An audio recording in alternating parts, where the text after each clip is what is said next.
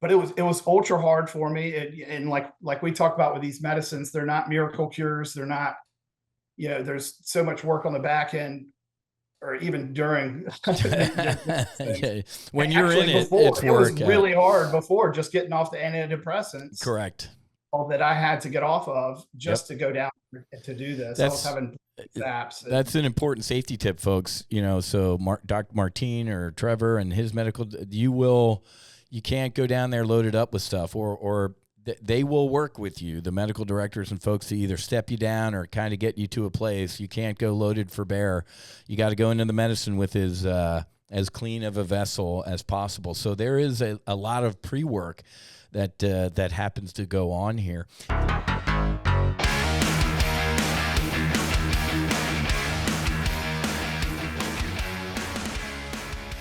All right, ladies and gentlemen, good morning, good evening, good afternoon. Welcome aboard the Max Afterburner podcast, sponsored, brought to you, powered by the No Fallen Heroes multiverse, man.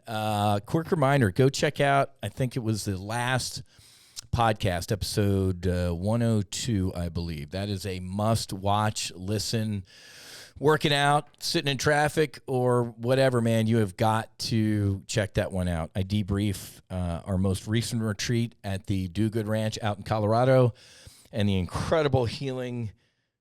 I can't repeat everything because it blows me away, from a 9/11 survivor who is learning to speak again, to the father of a murdered son, to some rape survivors. You're going to be blown away. So please, episode 102 is a must listen, must watch, because I'm still buzzing from that entire experience. Great parade for the Stanley Cup champions, Florida Panthers. Man, Florida is the hockey capital of the world. Hey, quick reminder before I introduce our guest. You got to go to mentaljoe.com, man. Everybody keeps reaching out. I was on the top of Aspen Mountain weeks ago, getting ready to go for a hike. Are you Whiz? Hey, I saw the Maverick Mind t-shirt. So go to mentaljoe.com. On the top left, I think it says collections or something. It ain't too hard. I'm a political science major from South Jersey. I can figure it out. Top left, on the drop down, it says No Fallen Heroes. And you can go get the Maverick Mind shirt. We got the white hats, the Maverick Mind hats. We have the long sleeve, like summer fishing shirts, with the hood. We got all the merch on there. Every penny of the merch goes over the fence to sponsor healing grants. So ain't nobody making a profit. Chad and his beautiful bride, just incredible human beings. They're in it. They have a charity too as well. So they essentially do it at cost, right? So please go get your Maverick Mind merch. And that leads me to, quick reminder, go to microdoses.com. Holy water is just absolutely incredible. And then the Maverick Mind line of products. The folks coming off of our retreat, we strongly recommend that they start microdosing with our Maverick Mind products. The morning brief, I take one when I wake up, I meditate, I go do my yoga, and I am set for the day. 5 days on, 2 days off. And then about an hour before bed, I take a night duty, and man, I sleep like a baby and wake up refreshed. 5 days on, 2 days off. So, all right, admin's out of the way. Jonathan, my brother, you doing good? I'm doing well. Awesome. Good. All right. Ladies and gentlemen, please help me welcome Jonathan Hipp to the podcast. Now, it's really going to lower the average of this podcast to bring a Marine on. So we'll speak slowly in grunts and groans to Jonathan. But Jonathan is he's they say the Department of the Navy, right? In the Marine Corps. But Jonathan served his country and injured his back in the Marine Corps, and he eventually ended up on prescription opioids for pain. Folks, this is a story all too often told, but it has to be told. But he ended up on opiates from his back injury, and nearly 12 years later, he was worse off than when he started and absolutely miserable. He needed to find a way out, and eventually he found it with treatment from Ambio. My brother Trevor and the folks down in Ambio. We love Doc Martine at the Mission Within. We love Trevor over at Ambio, and Jonathan sat with ibogaine and 5-MeO DMT. Kind of sounds familiar, folks, right? You know my first medicine experience, ibogaine and 5-MeO DMT. This experience saved his life and completely changed it for the better. After treatment, he couldn't come home and not help others. That sounds familiar, right? What do we call it, folks? We call it the world's greatest Ponzi scheme. You go and heal yourself, you come home, and you want to put the ladder down and spread the word, which is just absolutely great. Now, he's a certified transformational and psychedelic integration coach working in this field to help veterans heal from addiction and trauma. My brother, thank you for that and leading with your heart and your truth and everything you're doing to help veterans. So let's kind of start at the beginning, man. How'd you end up in the Marine Corps, and what did you do as a leatherneck? Just knew I always wanted to serve my country in some way, shape, or form. A little bit earlier than what I thought. I initially wanted to finish school and become like one of those wonderful guys that fly jets. I don't remember what you call them, but that's what I wanted to do. You know, too much Top Gun watching as a kid. You can never have too much Top Gun watching. That's absolutely false. You definitely cannot. But just really want to do that. Ended up going to school and realizing school's not for me. At that point, I think I was just too immature, too all over the place, and made the executive decision to go ahead and drop out and join some sort of service. Talked to everyone, ended up in the Marine Corps of all places, which was a good thing because I learned some discipline pretty quick once I hit that Paris Island strip. When you step the on the footprints are definitely, they'll teach you some discipline, right? Yeah, a little life changing. Yep. Okay. So Paris Island, what was your MOS or whatever they call it in the Marine Corps, and tell us about your Marine experience. Yeah, MOS started out as a CH-46 crew chief, aircrew, plane captain, I guess. Did one deployment with that. That's where I initially hurt my back a bit, just kicking pallets out on the USS Saipan. Kind of, just a normal little trick back type deal where I just kicked it out, had maybe a day or two of bed rest, and I was back to doing what we do on the boat, which is work our tails off on that flight deck. Yep. Ended up going through that deployment, getting back, and basically a few months after deployment, they came to me. They're like, "Okay, well, you got orders," and I'm like, "For what?"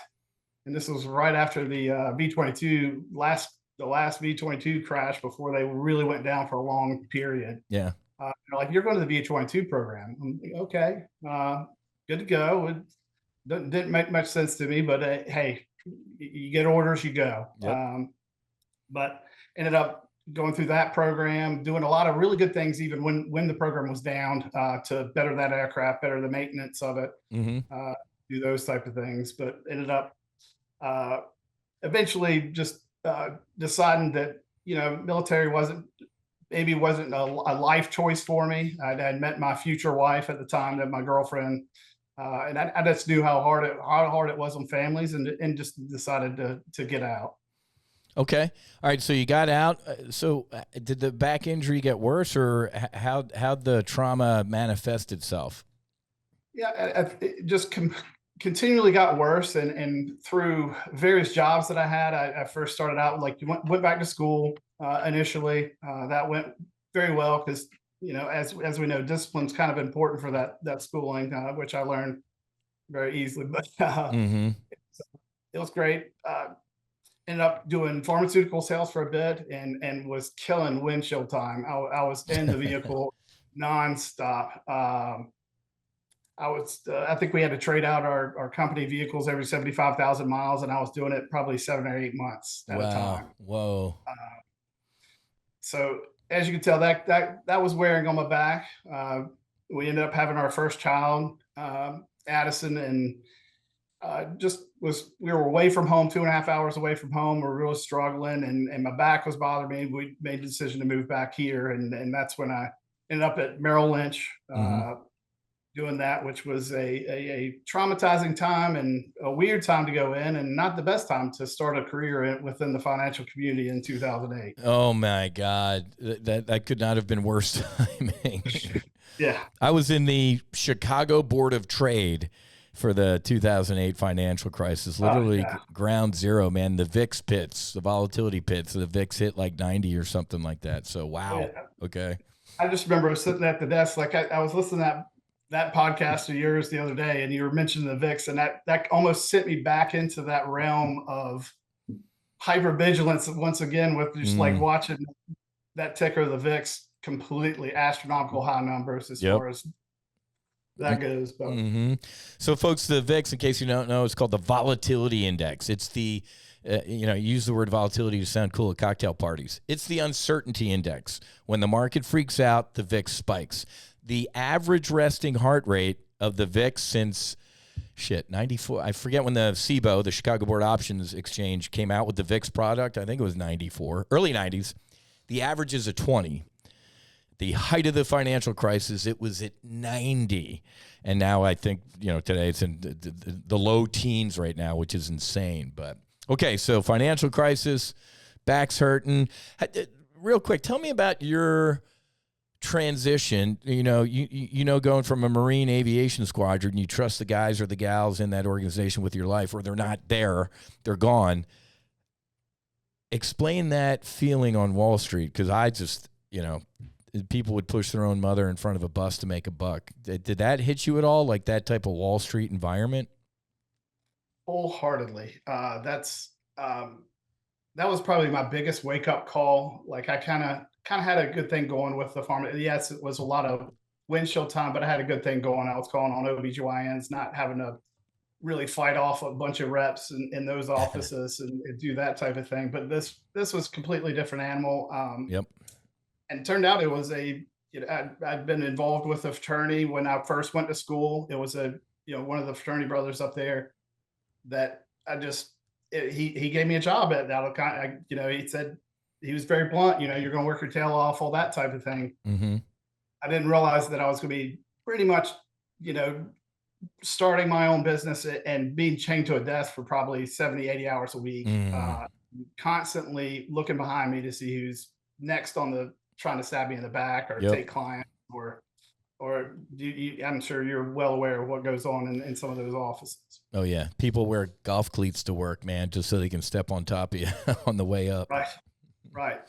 And all at that same time, that's when my back was completely going out of whack. That's when I really entered troubled times. Ended up having my first surgery on it, having a discectomy. I tried a lot of things, but surgery was the route. I couldn't do it. It was just a survival thing. I was trying to get to work and do what I had to do. And that seemed were you the shortest time till I was back. But, was this through the VA? Did you get out with a disability and the VA's taking care of the stuff, or is this all civilian? No, I'm still working, doing regular healthcare through Merrill, and still trying to work through this. Took a little FMLA and amongst some other things, and ended up getting fired, of course, after all that, because they love to let people off for FMLA. They use their routes to try to get me out of there. But okay, so surgery 1 done. Take us from there. After leaving Merrill Lynch, continued to go through therapies. You name a treatment, I had it. Eastern, I was trying anything basically that the VA had to offer, and then some. Trying to fix this problem because I still had pain, an intense amount of pain. I eventually got to the point where I was like, I've got to do something. I ended up on painkillers. Talk us through that, man. That sounds like that opens up the door to potential bad. Yeah, that was pretty much the start of I guess my backslide down completely down into the gutter. I didn't realize, like, I took these pills to be able to actually be there for my family. That's to be able to get out of bed and be there for my family. And what I didn't know was what all was going to happen with my body and how everything was going to change and all the bad stuff that was about to occur. Talk to us about the bad stuff. What happened, hooked on the opioids?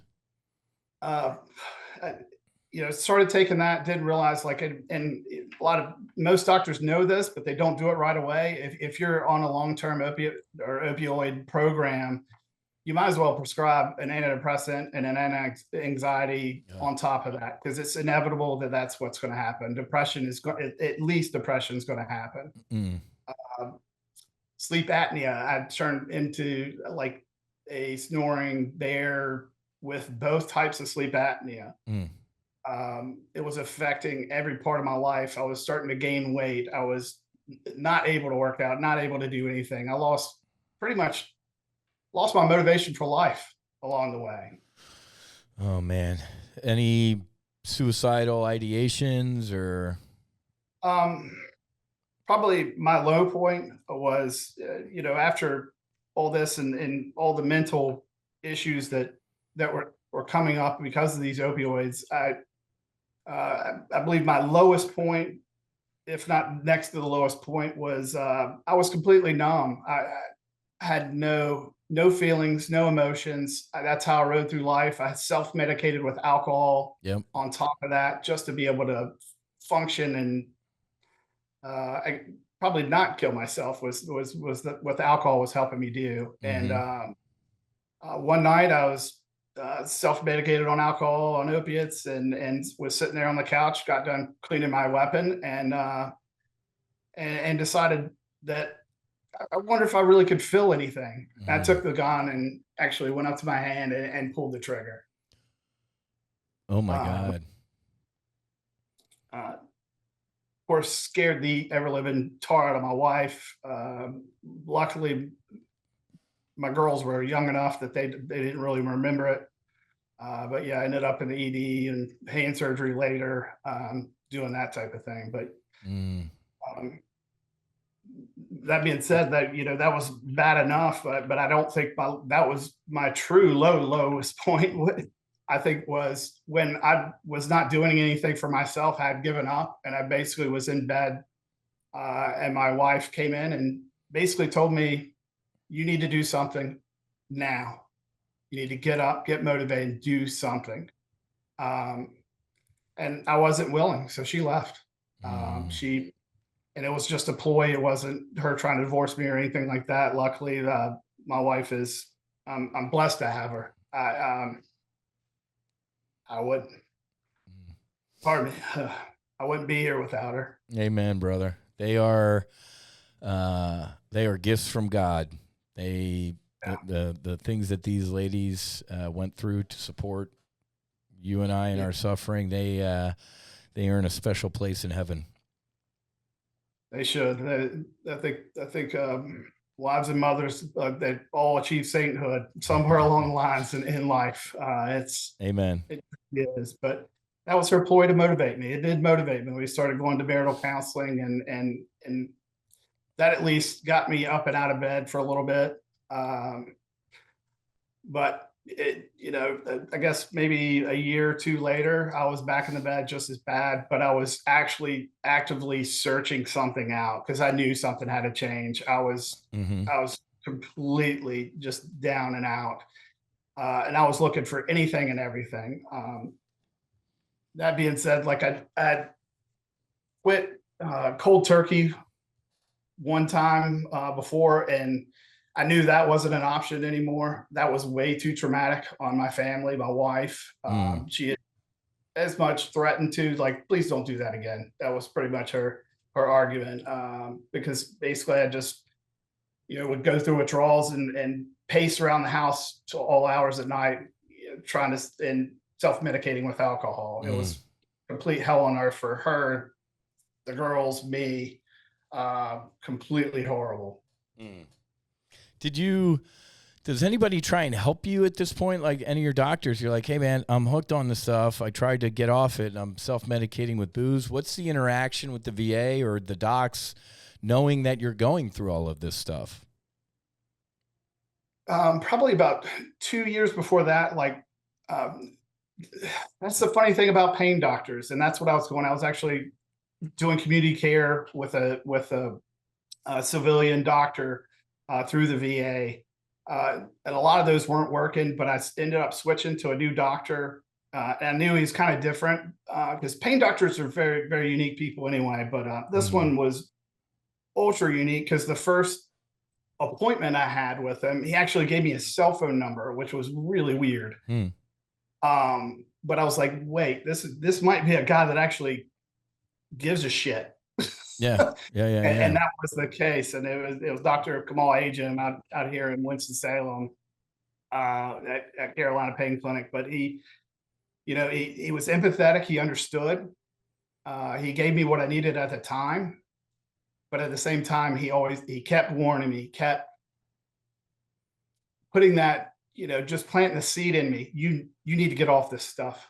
It's going to kill you. And he had very, very blunt conversations with me about it. And I, to this day, I thank him for that. Wow. God bless him. Okay. Let's, dude, I appreciate the setup, man. The bad. Let's start with the good, man. The hero's journey here.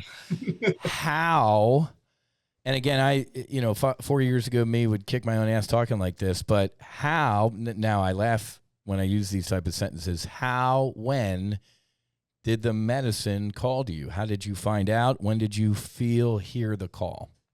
Yeah. And oh man, like you've talked about, it's the weirdest thing, especially with Gain. I just kept popping up in the weirdest places. I mean, the most weirdest places. And mind you, I think my story is a little bit similar to yours. I grew up as a Southern Baptist preacher's son. And I grew up in the era of DARE and everything else. Yeah. I had no desire nor any want to ever do any psychedelic, which I know we don't like psychedelic plant medicine. I had no desire to do that. Sure. Because I like control too much. But it kept popping up in various places. And the more and more I read, it was just like unbelievable stories, unbelievable statistics associated with it. I'm like, why is this thing not being used for this epidemic that we've got going on? And I didn't understand it. But basically it just kept coming up. And I'm like, I just don't know if I can do that. And one night just randomly popped on. I was watching Sean Ryan's show on YouTube on his little podcast, and he had DJ Chipley on, and that story completely, that was the most brutally honest interview. I think it's 4.5 hours. And I sat there and watched the entire thing. Usually I break that up, but I watched the entire thing because I was just, sitting there with my mouth wide open the entire time, like, holy cow. And just listening to that, I'm going, he listed off all his meds. And this is a guy that has, I'm sure you know the story, but, Devgrew, SEAL Team 6 guy, Breacher, he's got PTSD, traumatic brain injury, you name it, or just, he had it. But when he started lifting off his meds, it was the same exact med list, verbatim, than mine. Wow. Oh, that's a God moment. Wow. And I was like, holy cow. And he talked about his healing journey, which if for the audience, if they hadn't heard it, it's an amazing story, and he is brutally honest. And it's an awesome story. But that kind of set me off, and I'm like, what in the world? Why is a Navy SEAL, somebody that I respect, that's a veteran? That's a different space than someone else telling me that this is a good thing. This is a veteran. So I started exploring that route, and it kept more and more veterans kept popping through. And then I discovered Sean did it, and then gradually kept watching. And then Trevor Breacher actually came on the show, which was really cool. And I was like, this is what I have to do. So I went and grabbed my wife. I sat her and kind of gave her the highlights of them, made her watch them all. We got done watching Marcus and Amber's little story on their website for vets. Just, it's just, I think it's maybe a 2-minute video of her just describing, maybe 5 minutes, but just describing what they went through. And and her seeing him at the airport, picking him up from his journey. And I looked to excuse me. I get it, brother. Tears of joy, folks. Ooh, it is. This is good stuff. I looked over at Pam and tears are streaming down her face. And she's like, I don't care what we have to do. You're going. Wow. Amen, my brother. That's fantastic. All right. Talk us through the mechanics of going, man. And then lay the ibogaine on us first. All right. Yeah.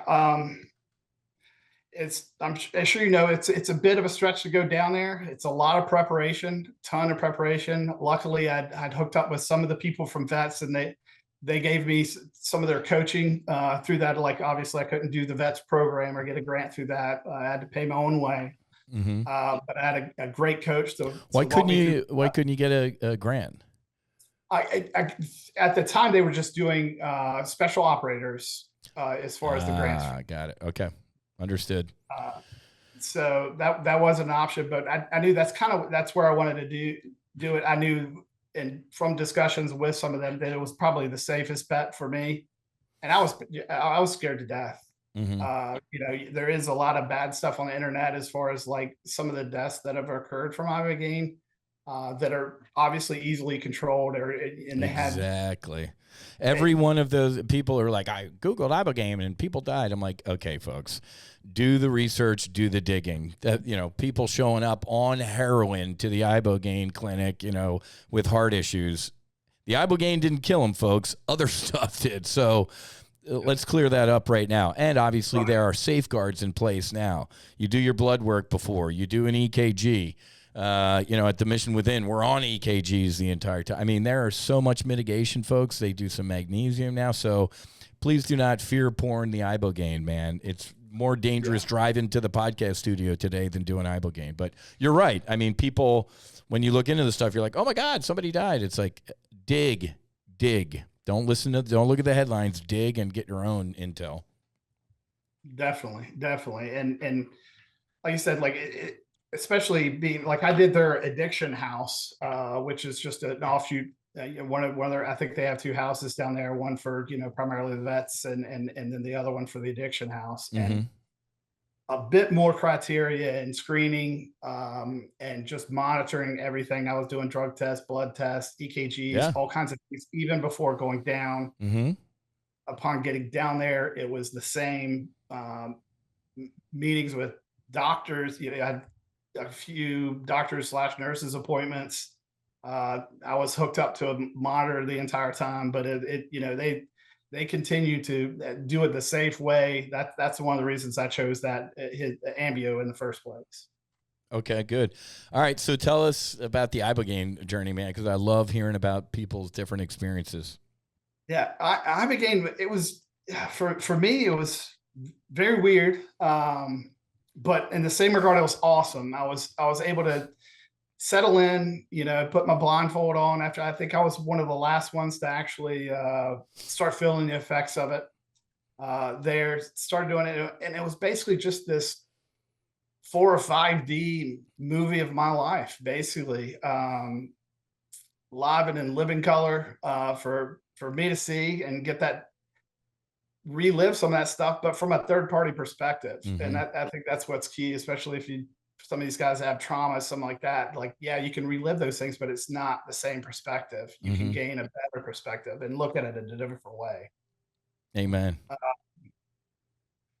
For me, it was very, very difficult. I think, going through it, I had a lot of great memories from it, journaling after the fact, but my grade A was hell on earth for me. I don't think I've ever felt or experienced that much introspection and just looking so hard at myself, and that medicine definitely can give you that and then some. But it was ultra hard for me. And like we talk about with these medicines, they're not miracle cures. They're not, there's so much work on the back end or even during.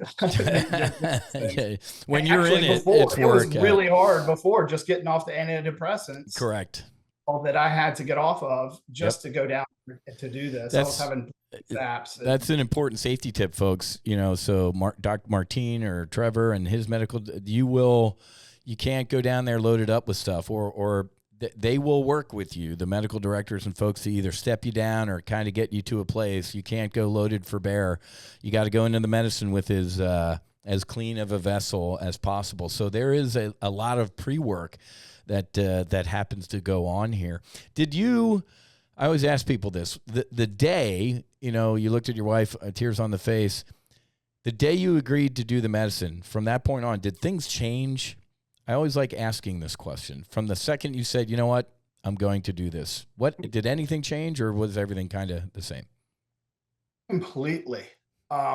It's like I don't know how to describe it other than, take it what you will. I put it as God opened doors.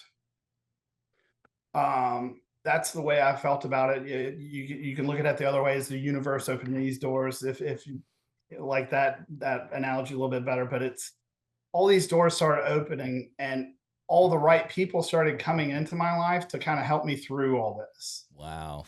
It was really, really freaky is the best word I can come up with for that. That it, like how this medicine called me, and how this medicine helped me get to it, to be able to experience it and start that journey. Folks, I am proud to announce I have a 100% kill ratio. Thank you, Jonathan, because there hasn't been one person I've talked to, because I asked that question because it did for me. I'm like, the second you go, I am going to do this, I'm going to sit with the medicine. I don't know if I do know the universe heard you. In my opinion, I'll stick with you, Jonathan. God heard you and said, my son, you're doing yes. And things start changing. People do so much good work before they even get to the medicine, folks. So the second you agree to do the medicine, I guarantee you, we're 100% kill ratio with Jonathan, that things change. It might also be that you start just looking at things differently. You're starting to take an inventory. To your point, Jonathan, people start kind of coming into your life that are needed, and some people start maybe falling by the wayside that don't. So you just made my heart smile, my brother, because that is awesome. Okay. Ibogaine, tough. Gray Day was hell. What was did you have any big moments from that with the introspection? What were some of the Cliff's notes from your gray? It's funny. You and I call it a gray day. All the people are like, it's a discovery day. I'm like, dude, it's a day. Yeah. I think a lot of the introspection was, and even through the journey was, because I went in with a lot of intention and a lot of things that I wanted to at least see or try to get an answer for, those type of things. And my main one was, why am I here, God? Why am I here? What's my purpose?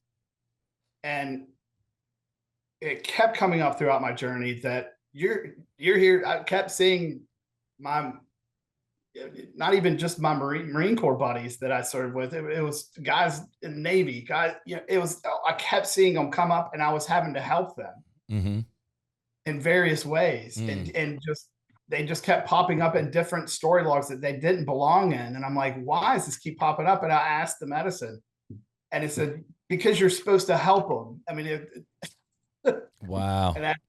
And going into introspection day was, you need to do a lot of work on yourself before you start helping anybody. Well, you've probably heard me say this before, bro, that you get on an airliner, the flight attendant tells you what? We lose cabin pressurization, put the mask on yourself first. You ain't good to anybody else if you're not good, if you're out. So it looks like the medicine told you to put the mask on yourself first. It definitely did. But that happened, kind of getting out of Gray Day, and I started honestly having withdrawals, which, you hear the wonder stories on the internet about, you won't feel any withdrawals, which was one of the draw to it for me. But yeah. I did. I was miserable for about a day. I completely attribute it to lack of sleep. I was really struggling to sleep. And I just could not sleep more than like an hour, if that. I was continuing to take boosters to quell off some of the withdrawal symptoms. It would help, and then it would, as soon as that kind of left my body, the withdrawal symptoms would kick back up. Boosters of the medicine? Yes, okay. Correct. All right. They do that down there just to kind of help out, especially with the addiction issue. Like those withdrawal symptoms will come up again and again. Okay. They eventually even give you some boosters to take home with you to elongate that period after. Yep. And it's just, I wouldn't call it a microdose, maybe just a low dose, as Trevor puts it a lot of times. But with that, as we know, you take that, it's a stimulant. It's going to keep you up all night. And that wasn't helping as well. True. Yeah. And I got to a point, I was miserable. One day I was completely miserable, asked for my pills back. Thank goodness they said, no, you're going to die if we give it to you, because your body's not used to opiates anymore. It's correct. Completely out of your system. Luckily I had, I've to this day, I've reached out that I need to reach out again, but Jonathan Dickinson, basically I was miserable and just started pacing around the courtyard, and he just came out and sat with me. He just sat there on a bench with me and didn't say a word. And at the time I was angry a little bit because he did that, but he knew what he was doing. And it was just, I needed somebody there. The art of holding space. Exactly. And that was my first introduction to that whole realm, but that helped immensely, at least get me through that day. Yeah. That night ended up, I was struggling again. They give you a nice little cocktail to kind of help out with natural stuff, Yep. like melatonin and other things, just to magnesium. Yeah. Right. And that had not been working. And the nurse, one of the nurses took me under her wing, basically said, no, you need sleep, is basically what she told me. She's like, hold on, went and called the doctor. Doctor prescribed just a barbiturate just to get my nerves calmed down enough so I could sleep. Which was a one-time. They're like, if this works, you're not getting it again. Yeah, exactly.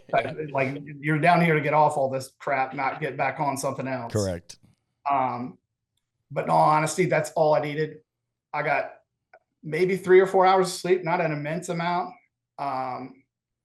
But the next morning I ran down the stairs and about tackled this poor nurse, Giselle, and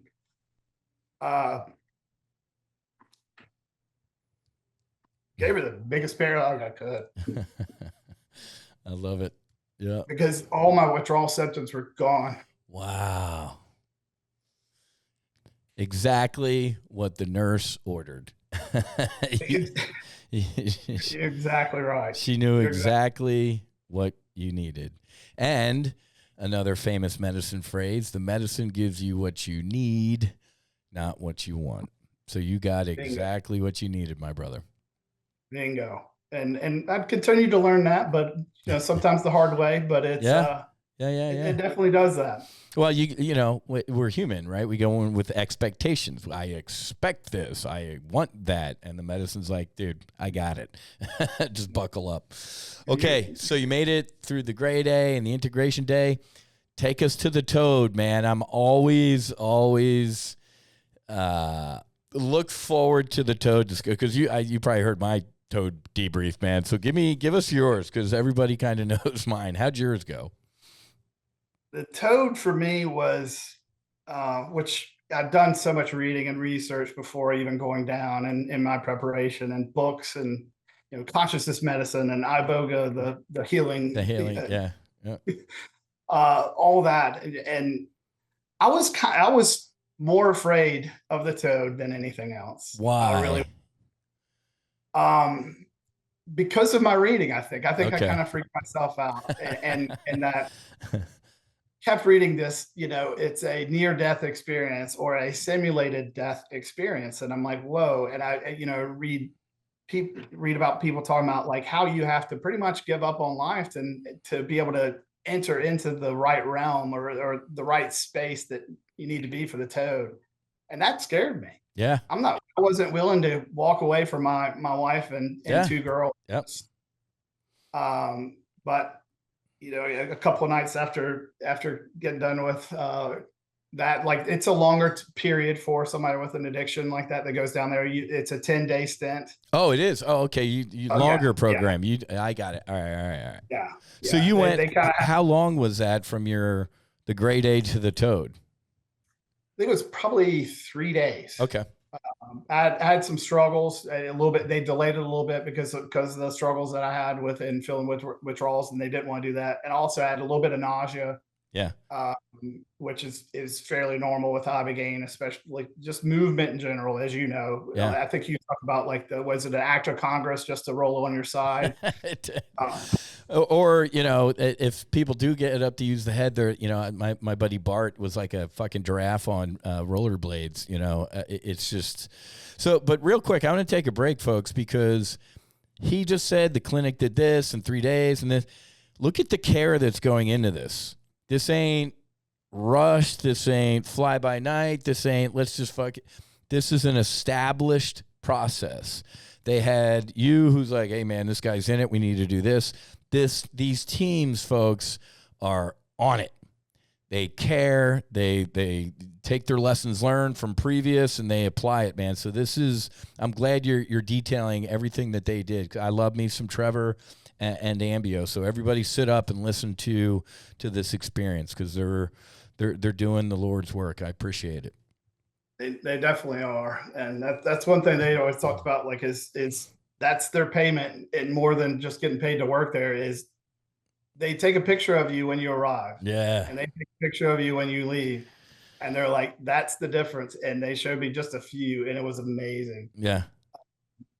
But yeah, I got ready to finally got the approval from Ruby, the medical director. That's so awesome down there. She's also the one that told me no for want my pills back. Yeah. Awesome woman. Very strong woman, very, very empathetic as well, though. She's awesome in that space. But she's like, you ready? And I said, yes, I am. And I ended up in a room with her and Jose, and got ready to do the Toad. And ended up sitting there talking for a little bit, getting into it. And Jose's like, okay, man, you ready? I said, yeah. And knew the drill. As ready as I'll ever be. Yeah. I got, took that big inhale, and, they kind of push you back onto like you're on one of those little mattress pad type things. I don't even know what you call them, but, and they kind of push you back as you're exhaling. And I went to space, about here, I guess, where I was blasted off, or I like how you put it, they catapulted into the universe, with lights, everything going by. Beautiful, awesome. Then I end up at this, like an entrance, a threshold, I guess it would be the best way. That was definitely had borders, which you could look into it, but I felt the overwhelming sense that I had to give up, essentially in my mind, give up my wife and kids, to walk through this threshold. And I sat there and I said, I'm committed to this. This is what we prepared for. Walk in, let go, and walk in. As soon as I walked through the threshold, I felt the most intense feelings of euphoria that I've ever felt in my entire life. And mind you, that's coming from a 12-year opioid user. And it was unbelievable. And the things I saw, how everything's interconnected, and could see how the trees were emitting and gaining energy, and nothing was lost or along the way. Like everything's just recycled. I could see all these things, and it was amazing. And I just looked around, and then I noticed a presence there, which of course I attribute to God again. It was just a presence, though, no shape or image for it. It was just a presence, but I could feel him behind me. And as soon as I felt his presence, I felt him touch me in the lower part of my back. which is where that's where my trauma is. That's where all the surgeries are. That's my low back is my pain area. And as soon as he touched me with his hand, even more euphoric feeling throughout my body, just warm, embracing hug of euphoria. Started at that point and just bled throughout my entire body.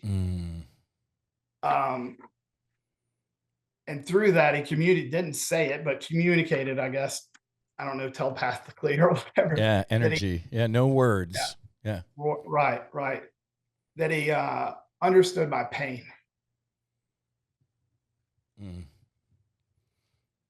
Which was a lot for me. That God knew what my pain was. He understood it. I understood what I've been through. I came out of the trip right then, and I sobbed like I've never sobbed before. I mean, ugly cry, snot, bubbles. Yeah, everything yeah, going. With the biggest grin on my face. Yep. Which was it's got to be a freaky thing to see somebody do that. But yeah, I'm just sat there and Ruby's sitting there rubbing my back, and Jose's rubbing my back. You're good, you're good. And I'm like, no, I'm so awesome. You don't understand how awesome I am. Yeah. This is incredible. Wow. And, and sat there for a few minutes and just discussed kind of what I went through. And then, of course, Jose being Jose just looks at me and goes, you want to go again? I'm like, fuck yeah. I'm here, man. Load me up. Yeah. Which, they let me do it two more times, but none of them were as you got what you needed. Dramatic. I got what I needed. Yeah. It was just more like I just wanted to feel that space again. Yeah, and I got to feel that space again. But the first one was all I needed. Yeah, it was incredible. Wow. I genuinely think that God touch or whatever also changed my perception of my pain. It changed that perspective completely. From that moment on, my pain wasn't like, for 12 years, pain drove the vehicle of my life. Every decision, everything I did was around pain or painkillers or that type of thing. And for once in my life, again, I'd gotten back that, yes, I still had pain. Yes, I still experience pain on a daily basis, but I was driving the vehicle again. Pain was in the back seat, if not the trunk at most of the time.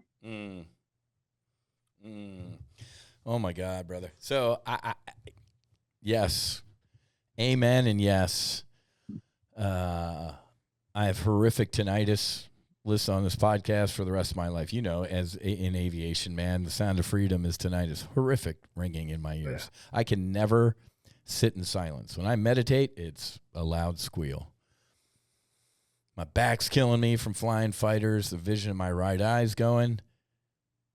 In the presence of God, source, on that medicine, everything was perfect. Could hear, could see. My back was perfect. And and the next day, when I told my guide this, she said, of course. I'm like, what do you mean, of course? She's like, in the presence of perfection, the creator, you're perfect. To your point, my tinnitus is back. My vision, my back still hurts a little bit sitting here right now. But guess what? You nailed it, my brother, Jonathan. You put it right through the bullseye. I am driving it. I am not a victim of these things. I actually use my tinnitus as the presence of God. After doing the ibogaine the first time and having a year go by and doing all this work and trying to help people heal, I wanted to go knock the rust off. And I remember the second ibogaine going, God, give me something to remember this, that I have this, that I have you, that a year goes by, you didn't go anywhere. And it's just ego shit building up. And it hit me that it's my tinnitus. The presence of God is always here. So I actually connect my pain now. Wow. I'm grateful for my pain. It is a reminder of God. Wow. And that's so funny, man, because I did the same thing. Ugly crying, snot, tears, just lying on that. That was the happiest cry I've ever had in my life. That's just so fantastic, man. Ugly cry. All right. Now the work begins, right? You've probably heard me say this. I'd like to get your opinion, but I personally say that 5% is the medicine, 95% is the integration. Give us your take on that, and then how is your integration going? Because I tell people after that toad experience, I will be integrating until I do it again, meaning when I take my last breath and it happens for real. I'm integrating that experience the rest of my life. So talk to us about your integration and coming home. Yeah, I think just getting home with the family, integrating everything that I talked about with my coach, continued to work with my coach on making these huge, drastic life changes with a fair amount of ease due to that neuroplasticity. I mean, you're not getting overly stressed or worked out about like doing these humongous changes because your brain's gone back to somewhat of a childlike form where you can accept new material and do new things. But I completely transformed my life back. Like I started working out again, which, was a huge part of my life before these pain pills. And yeah, you're a Marine, dude, that you guys, brick shit house. Yeah. I mean, before getting out, I was doing marathons, stuff like that. And that was completely escaped. I'd gotten up to 265 pounds. Oh my God. Wow. In my most miserable. And I need to find a picture. It's hard because I avoided the camera at all costs during that time. I was completely dead-eyed, shut down, miserable human being. And of course, just fat on top of that, which, and not working out, unhappy with myself, embarrassed for myself, self-esteem down in the dumps, but gradually started working that stuff back and getting back and breaking down and going back towards that true self that we sometimes talk about. Amen. Knocking the ego down, knocking what we want society to think of us down, all that junk, and actually becoming who we're supposed to be. And in my opinion, it's God's children, who God wants us to be, and started working towards that goal. I wouldn't say it's easy, but it definitely is a struggle, but it's the most awesome process that I've ever started. Yeah. I tell people, if this is work, sign me up to do it for the rest of my life. I enjoy this work. Right. Yes, definitely. Now, another question for you. Yes, I personally believe that these medicines are also illegal because they have the potential to turn warriors into peacemakers. You were a warrior. You were a United States Marine. Did the medicine impact you in any way in how you view warfare or other people or other humans? It does to an extent. Like, I think it's just, you start to realize that we're all God's children, like in my view, and it just completely changes. You're more empathetic in a lot of different circumstances that you normally weren't. Exactly. Things that used to work you up to a T don't anymore. Like, I still get worked up over politics, but nowhere near. Like, the dial is at a 3 instead of a 10. Amen. All those type things were drastic changes, and it continued to change. And I think a lot of it was due to the work. Like, I talked to my coach after I got, done with basically that program and done with her version of the coaching. She's like, you can continue coaching. And I was like, well, I actually want to kind of think about coaching myself. Like, what would that look like? So she mentioned being true to you and going through that program. And she's qualified it though. She said, but you think you've done a lot of work now, just wait till you go through their program. And I love me some Deanne and being true to you. She's an incredible human being. Love her so much and everything that she does in that whole program, man. Great. She is changing the world on her end. She definitely is. But I kind of scoffed at it. I'm like, I'm good. I'm off the opiates, that type of thing. I'm working out now. Yeah, I'm good. I got this. No, furthest thing from the truth, like, realize, start going through that. And their program is very good about about doing that and taking you into the work, because you can't help somebody if you haven't done that work. You're just going to get triggered, or you're going to have a bad response to what they're saying or what they're doing without doing that hard work on yourself. Amen. And believe me, it was a lot. I think one of the first classes was on control patterns. And they had a checklist of just a big long sheet of types of control patterns in your life, things that you try to control that aren't in your control. Yeah. I pretty much checked off every single box, I think, and realized that I try to control my universe, and it doesn't do you any good. You can try all you want, but Correct. You're going to pretty much be banging your head up against the wall. Well, it's funny because I tell people when I first, was researching, going to do the medicine work and read all the manuals and stuff like that, or talking to my guides, and they're like, you must surrender to the medicine. I'm like, I'm a fucking fighter pilot, man. I ain't surrendering to shit. Like, oh, we probably need to change our language when dealing with military guys and gals. Like, how about allow or accept? I'm like, all right, but yeah, man, I'm a total control freak. Trying to land a Hornet aboard a ship at night and pitching deck low on fuel, man, it doesn't get any more in control than that. If it's not, you're going to die. So it's funny seeing all of us type A meat eaters doing the medicine work and realizing that obviously in those situations we have to be in some sort of control. But at the end of the day, man, there is a master frickin' plan, and it's unfolding in front of us. And when things are hitting the shitter, I give it up to the Holy Spirit. I give it up to God, because they got it. And that's one of the biggest gifts that the medicine gave me, was that sense of I'm not in control, but that's not necessarily a bad thing. We are absolute. As you know, I've said on my first medicine experience, God's like, Matthew, I do not make imperfect things. Man, you're perfect.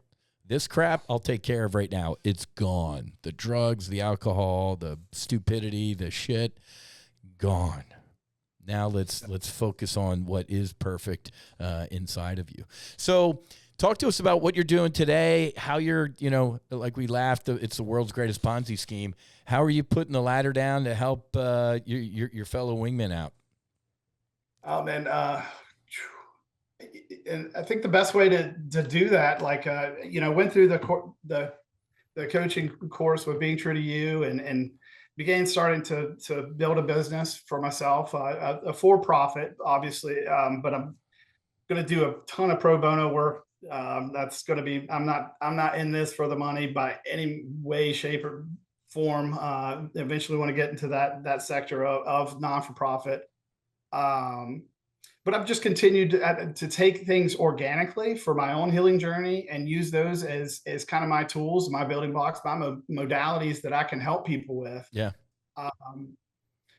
For instance, one thing I'm doing right now is I'm actually signed up for the Sleep Genius program. I'm working through that with Rob Sweetman. Okay.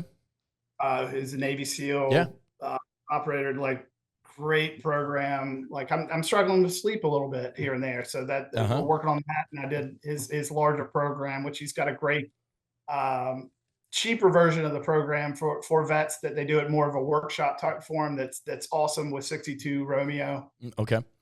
But I'm doing through that. Doing a ton of mindfulness exercises. I'm continuing to learn every day. Yeah. I'm looking into all these healing modalities to help guys out with trauma, addiction, anything, pain, anything you can name that these guys are going through, guys and gals, I should say. Yeah. Sorry for that. But yeah, it's, I use guys generically. Yeah, me too. I catch myself sometimes. They get it. Trust me. Yeah. It's interesting you say that too about the meditation, because I need to remind people it's a practice. Oh, yeah. Right? You practice meditation. You don't do, right? You shouldn't grade your meditations. You shouldn't be like, that one sucked. If you recognize that one sucked, you won, because that means you were outside of you looking at that person with the mind racing. So kind of like doctors don't want to admit it, but they call it practicing medicine. They don't do medicine. They don't execute medicine. They just, no wonder you're getting a second opinion. So notice that all of this stuff, man, is trial and error and just doing, putting in the work. I remember laughing after I found hot yoga. I would have kicked my own ass if I saw me doing a downward dog years ago. And that led to breath work. I'm like, I can't sit still for 30 seconds, man, with my mind free. Now, there are times in my meditations I can get back to that 5-MeO state. Not that I'm grading it. I'm just saying, man, wow, I'm in it. I am in no thought, no consciousness, and I am at absolute peace. So that's pretty cool. How do folks find out what you're doing or follow you on social or any of that stuff? If you want to share where you are and what you're doing in your socials. And just really getting started on the socials. But if anybody wants to contact me, I've got my website up and running, or at least a basic version up and running thus far. It's warriorsatpeace.com. That is my company for just being able to coaching. My callings for military and first responders primarily. I'm not turning away anybody that I understand.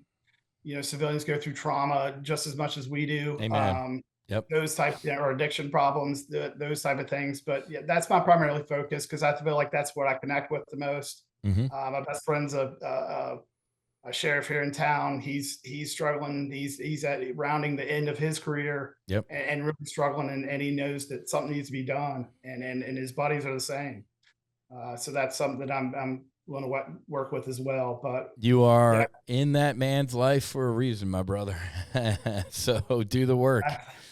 Yeah.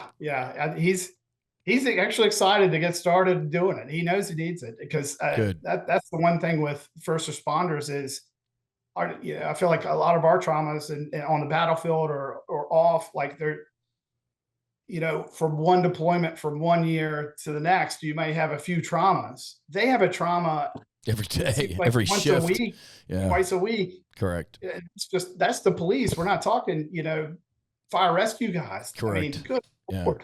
Yeah. They really see the horrors of what humans can do to other humans, man, to children, to love me some first responders, man, especially veterans who become first responders. They're like doubled up trauma, man. So we really, I'm glad you're doing that. And let me, I love the folks at Vets and, heroic hearts, and I love those folks. But like Jonathan said, he kind of had his pay his way. Let me be clear: the No Fallen Heroes Foundation gives healing grants to veterans, first responders, and their families. Ain't special warfare, ain't combat vets, ain't fighter pilots. You wore a uniform or you were a family member, I will help. I will do my best to try and help you heal. I ain't discriminating, man. We will get you a healing grant. I get why they do that, closest alligators to the boat. But the reason I do that is because I'm embarrassed of the 2 strike flight air medals I earned for flying over Iraq. It was without a doubt the most boring flying I've ever done. So calling those things combat, the craziest flying I've ever done in my life was over the skies of Fallon, Nevada at Top Gun. So I'm like, but is my trauma any less than a special operator or a combat vet? I was sexually abused as a child, lost a sister to a drunk driver, and lost 16 buddies flying fighters. So trauma's trauma.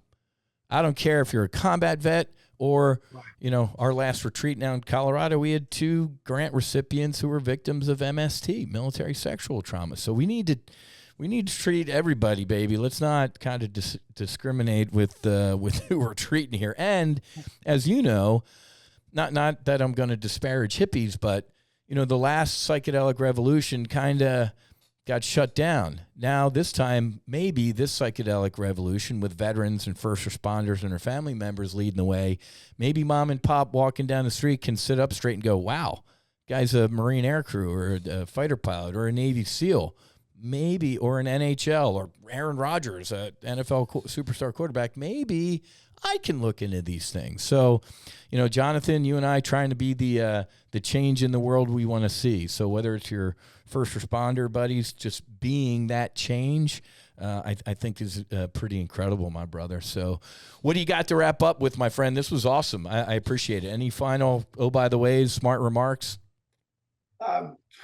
Don't believe it. The only other thing is like just be like, I think when I was researching, which I found the craziest stat about addiction that I forgot to mention, but it was just when it kept coming up when I was researching ibogaine, and it's after a year after treatment versus traditional rehab therapy. Yeah. They went back and saw who was still sober. Basically on ibogaine, it was 54%. On traditional rehab, inpatient rehab, it was 5.3%. Single digit. And ladies and gentlemen, I have a friend whose husband went to a clinic in Texas. $65,000. I was just about to say, and my research, it was like 30 to 60, right around there. But yeah, you can find them for even more than that. It's ridiculous. No, Malibu for 5.3 efficacy rate. Unbelievable. So I'm trying to get to this guy because I'm like, what, $5-6 for a civilian at Ambio or the Mission Within? 65 for 65 grand. I could do 2 healing retreats in the state of Colorado and heal about 30 of our heroes. 65. And these clinics, I'm not going to get on a pedestal here, but it's almost like they're torturing these people, locking them up and away from the stuff and the dry heaves and what is this, a prison? So, and again, another reason these medicines might be illegal is because clinics in Malibu or wherever who charge $100,000 or 30 or whatever grand know that ibogaine is potentially the way, the truth, and the light. So, all right, my brother, man, we put it right through the bullseye at the top of the hour. Jonathan, I love you, my brother.